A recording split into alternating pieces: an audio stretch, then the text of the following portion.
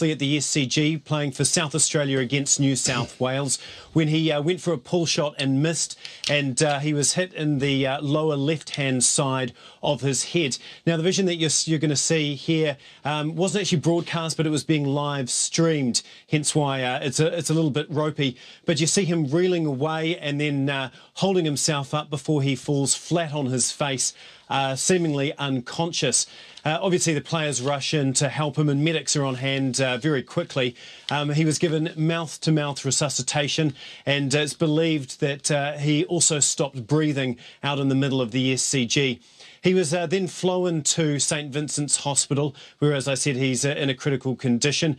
Teammates rushed to his side, including Michael Clark. Now, he was expected to... Batsman Phil Hughes arrived at Sydney's St Vincent's Hospital in an induced coma at 3:30 p.m. and is currently in surgery after being struck on the head by a bouncer at the SCG earlier this afternoon while playing for South Australia in today's Bupa Sheffield Shield match at the SCG. A hospital spokesman confirmed Hughes had suffered a head injury and that Hughes was rushed into surgery after scans were taken.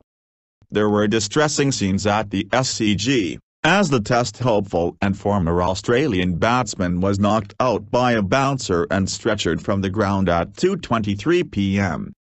Ambulance officials confirmed he was in a critical condition. At least 3 ambulances and a helicopter were on hand to treat the 25-year-old and transport him to St Vincent's Hospital.